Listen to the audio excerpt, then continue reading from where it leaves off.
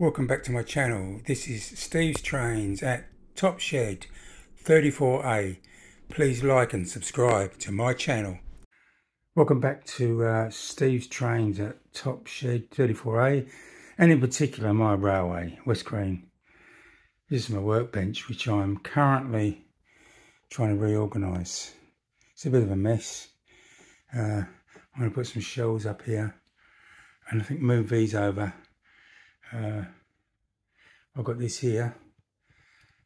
I think maybe I should just dedicate that to painting and probably building plastic kits. But anyway, something different today. I thought I would go through all my locos I've built over since 2003, which is when I built my first O-gauge loco. Having come from 00, which I built about 7 or 8 of those. 7? Yeah, something like 7 anyway. What I've got in here at the moment is I've got 2 locos on the go. Big mistake. Never do 2. Up here I've got my Thompson B1. It's in the box because it keeps the dust off it. I've just painted that. Then over here I've got my Finney A4, which I have nearly finished the body. I've still got to do the valve gear and finish the chassis, yes, and I've got to bend this up, the cylinder covers. Also made a mistake, I didn't put the streamlining bit around the front. Oh well, there's a chassis for the B1, and I've got a BSK, it's an easy build. I think it's a BSK, yeah, BSK, there it is, the box.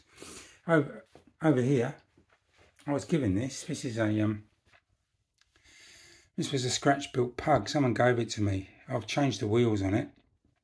I'm in the process of repainting it. But I've been on some Narrow Planet models. Anyway, I wanted to... I've got plates for it. It's called Jenny. And I'm getting the numbers sent out too. 55. No, hang on, 57, sorry. 55's my Dapol Terrier Stepney. So these arrived yesterday, and I bought that, but also, as I said, I didn't have a number on it, so I've selected the number 57 for obvious reasons, 1957. Anyway, so they're still on the way. Let's go outside and see what I've actually built which runs. So this is my model railway, West Green. It's not big. I wish it was bigger, but I haven't got the space and you have to make do with what you got. Anyway, so let's have a look at some of the stuff I've built. So this is the first loco I built. This is a 4-track J6. Built this in 2003. It's compensated. Did have a 1833 machinery in it, but I've changed it and put a ABC Maxon mini box in it. It's now on the Gladiator lineup of kits. In fact, if you look at the Gladiator website, oh, my turntables. Yeah, it's on the Gladiator web. Oh, I have to fix that. But anyway. So that's it, and if you look on the Gladiator site, you'll see this loco. He does give credit to me. He said, "Photo Steve Rose." That's my loco. Yeah, first one I built. This is the second loco. This is a Connoisseur J50. Jim's not making them at the moment for some reason. He's dropped it from his range. Got to say, these Connoisseur kits are probably the easiest locos I've ever built. It's so easy, all the instructions are great, the parts are good, virtually idiot proof, which is why I can build them. Yeah, I did have a Machinery 1833 in Jim's fold up gearbox, but I was so impressed with the Maxon motors and whatnot and the skew wound gearboxes, so I changed it. So obviously, unlike a normal one with a worm drive, you can push these. Let's push this out of the way. Oh, my turntable's not lined up. Reminds me of the Titfield Thunderbolt. This is the third loco I built. This is a Thompson L1. This, I don't know who originally made it, but when I bought it, it was a Meteor Models. But Gladiator are making it now. This has got a Ron Chapin motor gearbox. I think it's MSC now, but anyway. So it's obviously skew wound. This is a Great Eastern loco. I got it as 30A, so it's Stratford. It's got the air brakes on it, and so on the other side, if I can swing this round, I don't know if it's going to work. Oh, I don't know why it's. I'll have to look at the shaft underneath.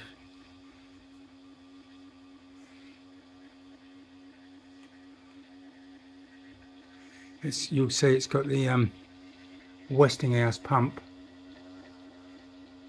The Westinghouse pump, and also it's got the electric lights, so it's got the generator, and I had to put all the conduit for the little lights. Fiddly job that was. The instructions weren't really good for the kit. When I bought this kit, I had no idea what was in the box. I was parts missing. I had about 6 domes, 3 chimneys. So obviously the quality control wasn't brilliant. Also, I found out, and this is actually a railway built loco as opposed to a contractor one. So it's got the one-piece foot plate. However, this was interesting. When I put the front on, when I put the buffer beam on, I noticed the buffers at the front are higher than the back. And I thought, why is that so? Anyway, on further investigation, I realised that, I mean, that's the case. The front is higher than the back. But what happened was, when they built the locos, this buffer beam is supposed to be deeper and the buffer set down in it. They didn't provide that buffer beam, so I had to, not that it was difficult, I had to scratch build a buffer beam. Cut it out with some tin snips and put a few rivets in it, basically. But anyway, she's not a bad runner. She's pretty heavy though. This is a Connoisseur N7. Spoiler alert here, I didn't build this. Why? When I went to buy it, Jim had stopped making them, and I was a bit gutted by that. So anyway, I found one. It was on eBay, but it was in L and R colours. So I thought I'll buy it anyway. So I stripped it all back and repainted it. Again, it's a Stratford loco, so it's repainted. It also had the fold-up gearbox for the 1833, and it made a grinding sound, and even adjusting it didn't really fix it. Putting the old, what do they call tobacco paper between the gears, that didn't fix it. So again, I remoted this and put a Ron Chapin, not a Ron Chapin, a Maxon mini box. You must think I've got shares in Maxon or ABC. I don't. Meanwhile, I always wanted an Ivet C1, so I bought this. This is a Ace, and I've got to be careful how I say this. Not Ace Models, Ace Loco kit. So this is not actually ready built. It's a kit. I built this. The hardest kit I've ever built. The instructions weren't good. A lot of parts didn't fit. It took me about 10 years, and I felt like throwing it away.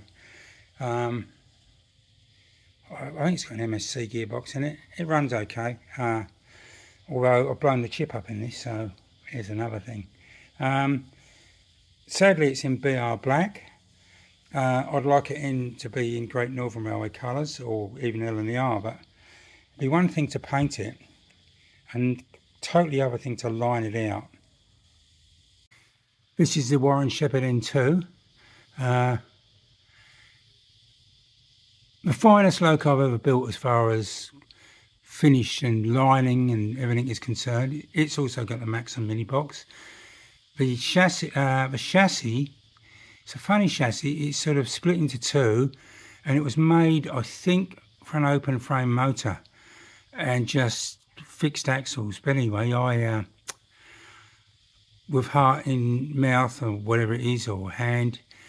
I altered the chassis. I put the front two drivers have got Slater sprung horn blocks, the cast ones, and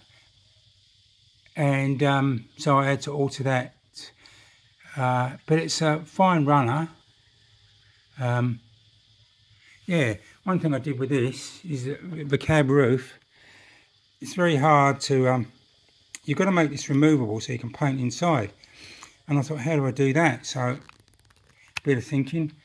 I put a screw down there. I think you can just see it. And in the bunker, let's see if I can do this. Hang on. Sorry, it was hard to do one-handed. What I did was, I put a bracket on there and a little screw there. Then what I did was made a removable coal load. So I fashioned a bit of plastic card up, painted it black, dropped it in there, but I put some cling wrap film over it, over the side, dropped real coal in, water and wood glue. Don't forget the washing up liquid everyone tells you, which I didn't use. And then it pops in there. Might be able to put a speaker in there or something. Who knows? Hang on. Now I can't get it back in. Hold on. It's hard to do one things when you're trying to hold the selfie stick. So again, we'll go back to Connoisseur. This is the Connoisseur J15. An absolute fabulous kit to build. Really easy to build. Typical Connoisseur kit. Great. Yeah, a lot of fun. It's got BMS. It's got a Maxim mini box in it. And yeah, a lot of fun to build this one, and I wouldn't mind another one to build. Yeah, so I'm pretty happy with that. All these were painted by me and weathered by me. Nothing fantastic. Look, there's no lining on it, so got to make it easy. Okay, this is a Great Eastern J17. It's also a Stratford loco, 30A. This is a DMR kit, and it's marketed by Phoenix Precision Paints. A really good kit. The instructions were great. It went together very, very easy, or well, whatever you want to call it. And both the loco and tender are separate as far as the whole tender comes. It's not in the same box. Or packet. It comes in a packet actually. But instructions and instruction booklet, I would build one of those again. Anyone said what they like to build, I'd say go for it because they're easy to build. I enjoyed it. Probably not as good as Connoisseur, but not far off as far as ease of build. This is another Connoisseur kit. I had to build this. This is the budget starter kit, and this, and also the J15. I've done complete builds of these on YouTube. You'll find them on my channel in the playlists. But also, Jim has got the links to them, both for J15 and this on his website. It had number 12 in it as part of it, and it had a few names. I can't remember what it was, Polly. But this is my grandson's loco, and he was born in 2012, so I thought I'll use that. So I went to Narrow Planet and I got names for him. So I got Jacob. He's very, very heavy. It'll pull about 40 wagons. I mean, it is really heavy. It has got the Machinery 1833, but the bunker and the side tanks are full of lead, and so is the smoke box. So it's, I don't know what it tips the scales at, but it's very heavy. That's the last of the locos, kit built locos. Apart from the B1 and the A4, I've got 3 other locos to build. I've got a Finney A3, which will be, it's got the GN coal rail tender. It's going to be tracery with the German smoke deflectors and the double chimney, 60059. I've also got a V2, a Finney V2. Obviously, it's probably not going to be named, that one. I know some were named, but I'm not going to name it. And I've also got a DMR B17, which that's going to be Tottenham Hotspur. A couple of Dapol locos. I got that, it was 147 quid, it was on special from Atkins, and I thought I'll have one of those. Although I've just noticed this morning, I've lost the buffer. God, it's broken off, I think, or unscrewed, I don't know. I don't know if it unscrews or not. Maybe. I'll have to, it's got to be on this layout somewhere, I just got to go and find it. But also, then I've got this. This is a loco I had to have. 57XX, this is a Dapol model. L94. And on my I used to chase these around the underground as a kid, 2 o'clock in the morning. On my last day of operation, which I think was 6th of June 1971, I was at Farringdon Station. I got a picture of this. So a picture of that somewhere in my collection. But one thing I like about it's DCC, it's no sound. One thing I did, I was always impressed with, I always like weathering stuff, because none of this stuff was really clean. But I remember seeing a loco once that had been, it was dirty and grubby like this, and it had just come out of shed, and it had been to, it wasn't a J, it was actually a J50, but it doesn't matter. But it was at Haringey, and down the side of a tank where it was all shiny, where it had just come off from watering. So I decided to get some gloss varnish and put it down the side and make it look like it's just been watered, and it's sort of washed a bit of a dust off. What other mods have I done to it? Oh yeah, these were different than the normal GWR panniers. They changed the range strips, moved them further in to do with a loading gauge in the underground. The other thing they did, apart from the fact they had trip cocks, this has got for putting on the brakes on the underground. They also, the LT people, they also added curtains, which this didn't have, but I've made up. Little curtains, so that when they're working in the tunnels, they could close the curtains and not get. It was supposed to keep smoke out the